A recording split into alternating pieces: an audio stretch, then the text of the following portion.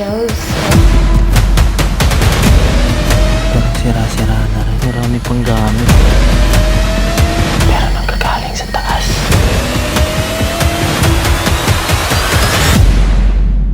Ikaw ba nagpapatunog nito?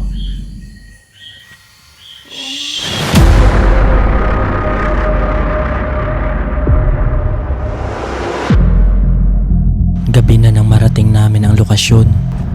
Guys, dito na tayo. Papasukin na natin to. So guys, time check ngayon, it's 8:49 ng gabi. So ngayon, papasukin na natin to. Tara. Kaya nagsimula agad kami bago maghating gabi. At dito pa lang sa labas, ramdam mo na agad ang kilabot at lungkot ng lugar. Naging gubat na rin ang daanan dito, kaya medyo delikado dahil baka may ahas sa paligid. Kailangan natin magdahan-dahan kasi ano na to, gubat na to guys. So for sure, meron ng mga iba't ibang mga hayop dito.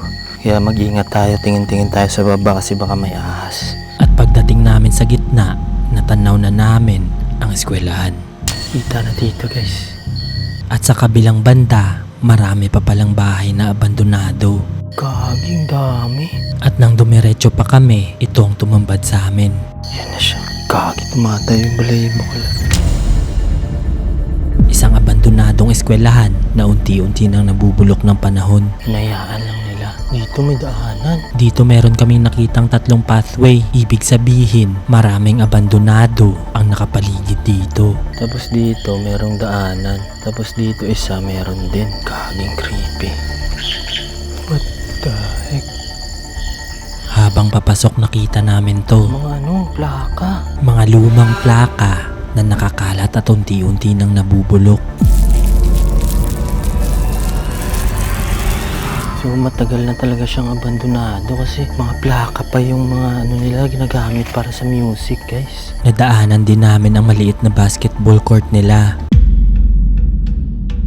Natatakpan na ng mga baging at puno na ito ng kalawang. Pero wala na, puro na siya kalawang. Tsaka ang creepy niya na tignan. Tapos dito guys, meron pang mga gamit pero sira-sira na rin. So check natin kung anong mga to. Kagi, tumayo yung balayibo ko lang. Parang may nakabantay eh. Bigla akong kinilabutan dahil nakapwesto ang mga ito sa ilalim ng malaking puno. Hindi ko alam kung para saan to pero tingnan natin. Dandahan lang kasi baka may ahas dito. May mga appliances pa na naiwan dito pero puno na rin ito ng kalawang. Ito siguro yung dating oven nila. Ayaw nga oven. Kasi ito, OMG. Sa mga bata to. Habang nagvi-video bigla kaming may narinig na tunog galing sa loob. Ayan pa, meron pa yung mga laruan ng galing sa loob. Rinig mo?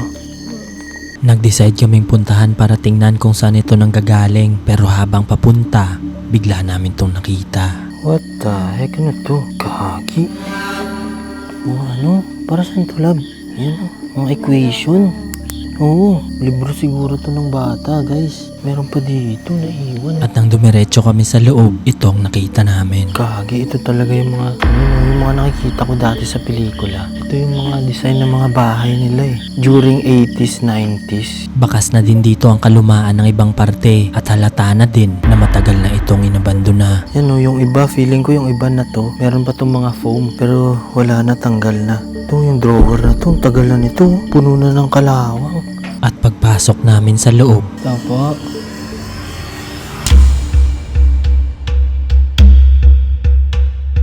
Halos wala na ring natira dito at sira-sira na rin ang kisame. Ito, meron lang isang upuan tsaka yung mga lumang plaka dito pa. Mapapansin nyo dito yung jealousy niya. Sira-sira na rin. May-ari nito, mahilig siguro sa music kasi kahit dito guys, meron din siyang mga plaka. Siguro pang bookshelves or toy shelves. Dito sa dulo matatagpuan ng mini library nila. Sira-sira na din ang kisame at nababaklas na ang mga dating poster na dinikit nila. Parang daycare nila. Kasi puro pang bata yung mga disenyo ng mga nila. Ganito din kasi yung mga disenyo ng mga ginagamit naming design sa mga tinuturuan namin sa Thailand kasi more on elementary yung tinuturuan namin ni Dayan doon. Kaya familiar sa amin yung mga... Meron kaming narinig na tunog galing sa labas. Kaya familiar sa amin yung mga... familiar sa amin yung mga... Opo. Tinawag ko pero walang sumasagot. Pero pagpasok namin sa classroom, mas lalong lumakas ang tunog na galing sa labas. What the heck, love? Rinig mo? Oo. Ang lakas nun. The heck? Ayan o. Para siyang apak, pero nanggagaling sa taas. Sunod-sunod ang tunog, kaya binilisan na namin agad ang paglilibot. Ito yung classroom nila. Kasi dito yung yung blackboard. Pero dito yung ilaw niya. Yan, kompleto pa oh. Walang nagtatanggal. Pero yung kisame, tsaka yung mga bintana, wasak-wasak na rin. Sa tabi nito may nakita kaming maliit na kwarto, kaya chinek ko anong meron sa loob. Pero habang papasok, may bigla na lang. Pero dito may daanan eh. So, dito. Yan na ng paniki. Yan ang wasak-wasak na rin. Siguro to parang office. Lumabas na kami agad para tingnan naman ang katabi nitong gusali. Dito na ngayon tayo sa labas. So, check natin tong kabila. Tingnan natin kung anong meron. Mas masukal ang daanan dito, kaya kailangan namin bumalik kung saan kami dumaan kanina. OMG. Ito yung daanan. So, tara. Sukin natin to. Habang papunta, bigla namin tong nakita. OMG. Isang malaking puno na parang nakabantay sa mga dumadaan. At habang papasok, unti-unting lumalala ang kilabot na aking nararamdaman. Makikiraan lang po. Shucks, kaking lala. Lala na tayo ng balibo ko. At dito, may nakita pa kaming ibang daanan papunta sa mga bahay na abandonado. Merong pandaanan ulit to. Yun o. Tapos dito, meron din.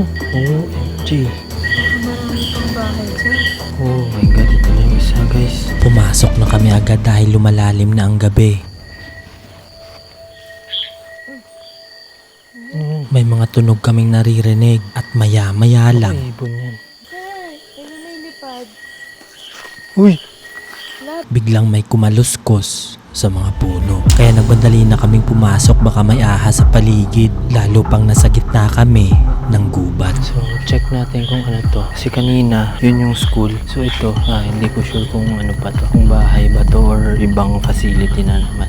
Apo. OMG. Dito mas maraming gamit ang naiwan at nagkalat lang dito sa labas. So, dito, ito siguro yung entrance.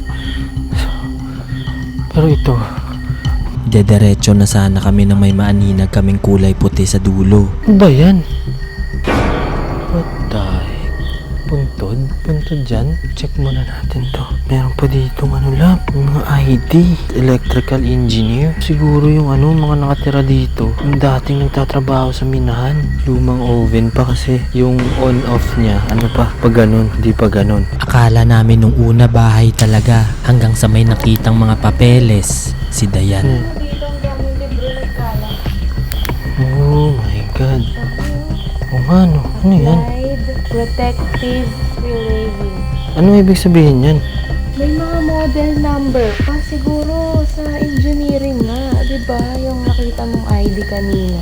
Oh. Dati pala tong opisina ng mga menero dito sa isla at simula nang mangyari ang trahedya, pati ito inabandona na. Tapos dito meron pa mga guys, bote ng coke. Pero sobrang tagal na kasi yung design niya. Kahoy pa. Kahoy pa siya. Yan diba? Pwede ito Ibustoyo eh. Oh my God, love. Merong Oh my God. Wag na tayo dyan. Tapos may salamin. Check natin yung loob guys. Papasok na dapat kami na may bigla kaming marinig dito. Walang date. Oh my God. Ano pa? Yung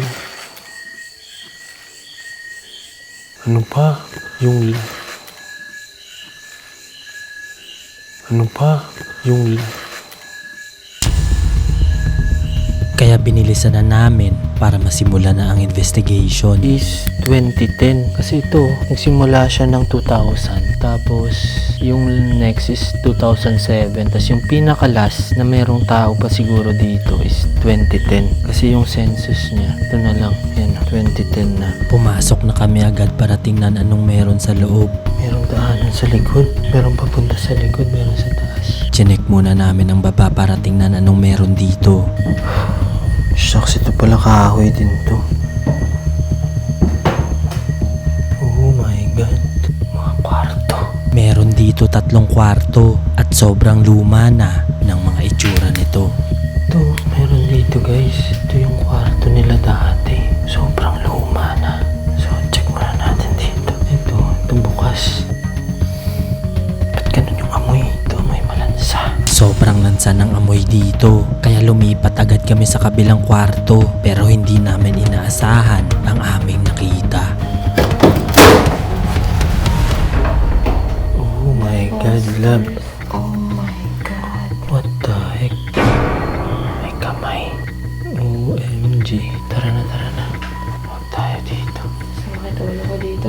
Kaya nga, mabigat nga dito. So, try natin mag-investigate dito sa taas. Kaya lumipat kami agad dahil biglang sumakit ang ulo ni Dayan. Bago tayo mag-investigate, gusto ko i-share sa inyo kung saan kami kumukuha ng funds para makapag-explore. Dahil sobrang taas na po ang inflation, nag-invest po kami sa isang trading app which is ang Pocket Broker. Sobrang dali nito gamitin, kahit hindi ka expert, kayang-kaya mo mag-trade dito. Sobrang dali lang din mag-register, ilalagay mo lang ang email mo, ang iyong password, at pwede mong gamitin ang promo code ko na CZDA. Ilalagay ko ang link dito sa baba. After mo mag-register, pwede ka na agad mag-deposit. Click mo lang ang finance, then deposit, and pwede ka na mag-deposit through GCash and other banks. Ang isa sa feature na ginagamit ko dito is ang copy trading, kung saan pwede mong kopyahin ang mga expert traders. 2028, so ngayon, antayin natin siyang bumaba, then saka tayo bibili. Maglalagay tayo ng 100.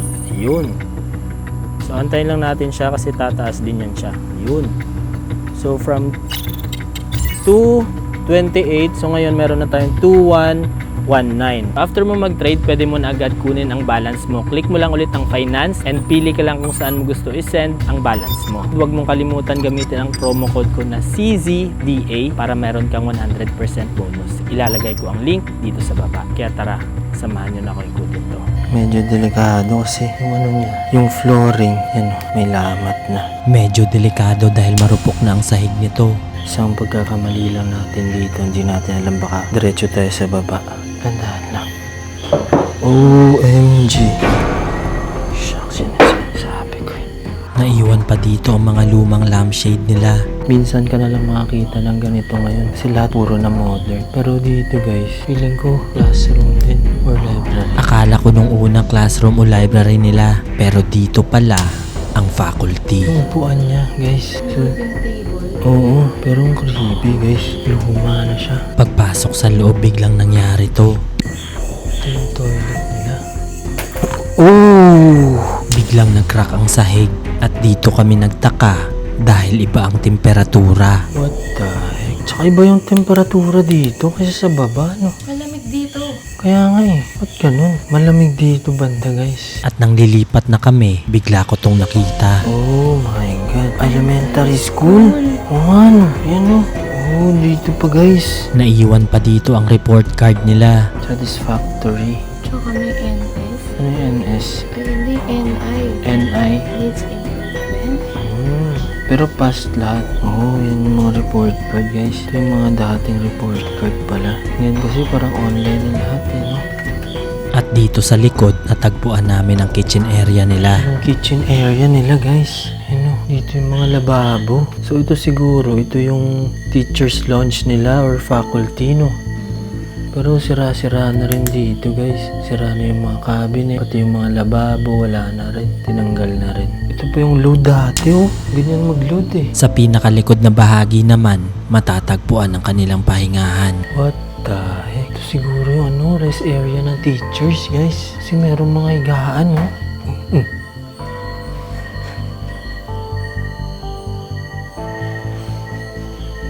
Kagaling sa taas. Pero baka mga ano, dahon siguro. Pumasok ako para makita kung anong meron sa loob. Naiwan pa dito ang lumang higaan nila. Sira-sira na rin at kinakalawang na. Pero sakit, bigat na ng ulo ko. So try natin mag-investigate dito. Habang tumatagal kami dito, mas lalong bumibigat ang aming pakiramdam. Kaya sinubukan namin mag-imbestiga kung may masasagap kaming kakaiba.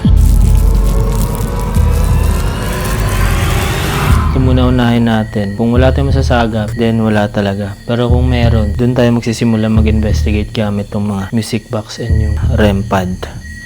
Tara, subukan natin. Magsisimula pa lang ako, ito agad ang nangyari. Meron ba kaming kasama dito? Kung meron, pwede mo bang pailawin tong dala kong EMF? Unang tanong pa lang, umilaw na agad ito. Nakikita ba? Isa. Pumipitik siya. Guys, yan na. Lalayo tayo. Yan, oh. Walang hawak si Dayan. Flashlight yan. Nakita mo kanina? Ooh. Hindi stable ang pitik nito. Ibig sabihin, may nasasagap itong kakaiba. So, may something. Yan yung dalawa siya. Para kanina nawala talaga. Kaya nga eh. Yan yung parang tinatry niya mag-communicate. Yan o. What the heck? Meron itong nasasagap kahit wala ng power source dito sa gubat. Dito ka ba sa spot na to? Ito ba yung lugar mo? At kahit hindi pa ako tapos magtanong, umiilaw na ito. Kaya sinubukan ko agad sa music box at sa REM pad. So guys, check natin gamit tong music box. Try natin kung kaya niya makapag-communicate. Kung nandito ka ngayon, pwede mong gamitin yung music box, REM pad at yung EMF. Naglagay ako ng ilaw na pula para mas ma-attract sila at maya-maya lang Ikaw ba yung nagpapatunog niyan? pumipitik ito at bigla kaming may narinig na tunog galing sa labas. Ayan guys, oh.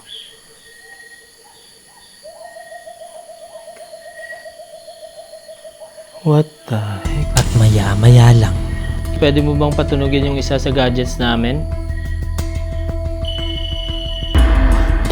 pinatunog nito ang REM pad at hindi na tumitigil ang Ito muna EMF. eh. Ay, ayun oh.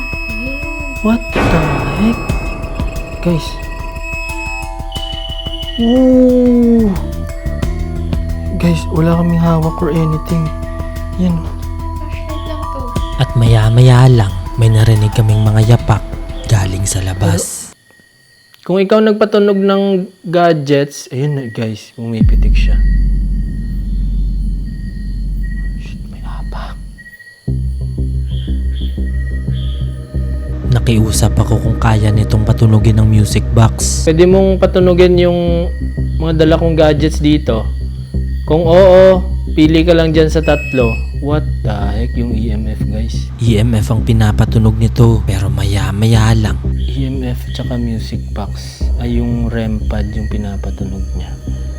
So, oh yun. Ayun na nga. Sinubukan ko agad gumalaw, baka Guys, kami lang ang hindi nadedetect kami nito. Hindi kami nadedetect niyan kasi doon yan nakaharap oh. Dito kami sa gilid. Yan oh, hindi yan tutunog. At habang nag-iimbestiga, biglang may pumasok na paniki. Try natin yung music box. Love. Ba't sa likod? Inumaan. Hindi maan. Ano mo? Oh! What the heck? Yun! Para itong nagbibigay babala na umalis na kami. Oh, tsanggala. Eh. Ina. Tunog siya ng tunog. At kahit lumabas na ito, hindi pa rin tumitigil sa kakatunog ang music box. Sa paniki yun.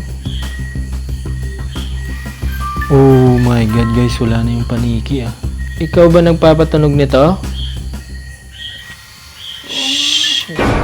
Kaya sinubukan kong tanungin kung pwede siyang kausapin sa spirit box. Pwede ba kitang kausapin gamit ang spirit box? Patunugin mo lang po kahit saan dyan. Kakausapin po kita sa spirit box. Oh, tsanggala. At nang sinubukan ko ang timing para makumpirma, ito ang nangyari. Bibilang po ako ng 10. Pili ka lang po sa 3. 1, 2, 3, 4.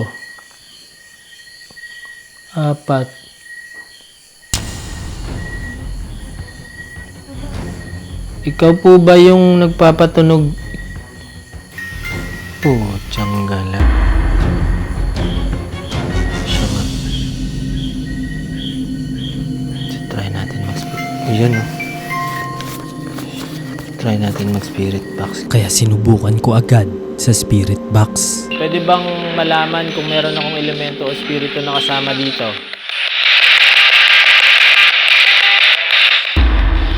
Yes? Pwede ko ba malaman kung espiritu ka o elemento? Ito mo? Gusto ko lang oppermahin. Pwede ko bang malaman kung espiritu ka o elemento? Espiritu? Sumagot ito at pinatunog ang REM pad.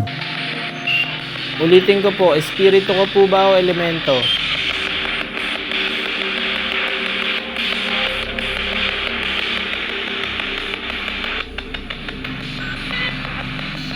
Espiritu talaga? Kumpirmado na meron na sasagap dito. Kayo po ba yung nakatira dito sa lugar na to?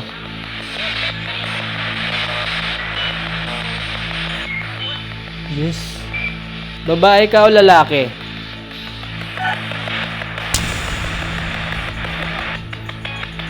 Babae. Gusto ko lang kumpirmahin, babae ka ba?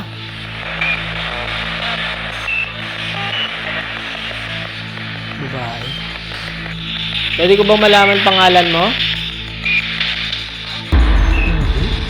At sa kalagitnaan ng pag-iimbestiga namin, biglang nangyari to.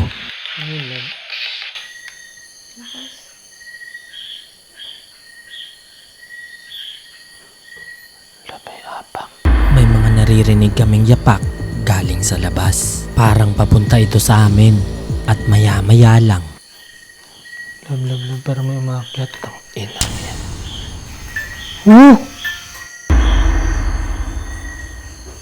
Lab, may umaapak lab. Shit. Di siya tumitigil. Kaya nag-decide na kaming tumigil at lumabas para sa aming kaligtasan. Okay, maraming salamat po sa pag-communicate sa amin tsaka sa pagpapailaw po ng mga gadgets namin. Kami po ay mag-aalis na at mag-aalay po ng dasal para sa inyo. Nakalabas naman kami ng buo at ligtas at nag-alay kami agad ng dasal sa kung ano man ang meron dito.